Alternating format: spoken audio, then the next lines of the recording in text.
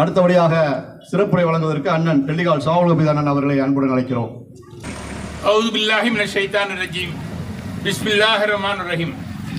அளவற்ற அருளாளனும் நிகரற்ற அன்புடனுமாகிய அல்லாஹ்வின் திருநாமத்தால் என்னுடைய வார்த்தைகளை இன்ஷா அல்லாஹ் 2-3 நிமிடங்களில் முடித்துக் கொள்கிறேன்.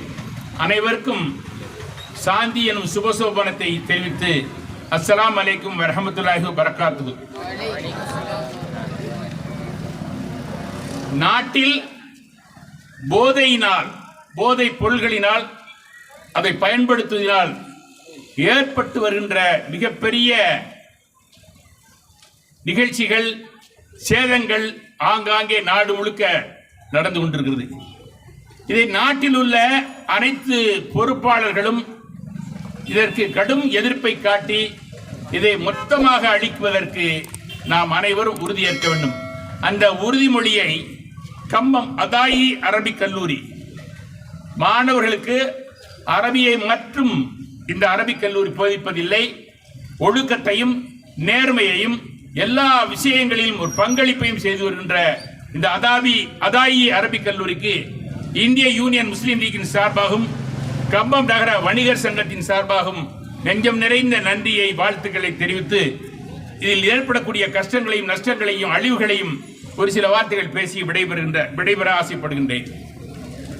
இந்நிகழ்ச்சிக்கு தலைமையேற்று நடத்தி கொண்டிருக்கக்கூடிய மரியாதைக்குரிய நமது ஜமாத் தலைவர் அல்ஹாஜ் ஏ ஜைனுல்லாபுதீன் அவர்களே, பேரணியை துவக்கி வைத்து சிறப்பானதொரு உரையை நிகழ்த்தவிருக்கின்ற என்னும் மதிப்புக்குரிய மாமா கம்பம் சட்டமன்ற உறுப்பினர் என் ராமகிருஷ்ணன் அவர்களே, சிறப்பு அழைப்பாளராக எல்லா பொது நிகழ்ச்சிகளிலும் தனது பங்களிப்பை சிறப்பாக செய்து வருகின்ற ஓஆர் குடும்பத்தைச் சேர்ந்த அருமை சகோதரர் ஓஆர் குமரேசன் அவர்களே, டாக்டர் சையது சுல்தான் இப்ராஹிம் அவர்களே, வர்த்தக சங்கத்தின் சார்பாக அனைத்து வர்த்தகர்களையும் ஒருங்கிணைத்துக் கொண்டிருக்கக்கூடிய அருமை சகோதரர் முருகன் அவர்களே, கம்பம் வாவேர்பள்ளி ஜமாத் கமிட்டியுடைய பொருளாளர் டி சபியுல்லா அவர்களே, துணைத் தலைவர் அப்துல் சமத் சாஹிப் அவர்களே, ஜனாப் ரபீக் அவர்களே, பிஏஎம் அப்துல் காதர் அவர்களே மற்றும் இங்கே பெரும் திரளாக கலந்து கொண்டிருக்கக்கூடிய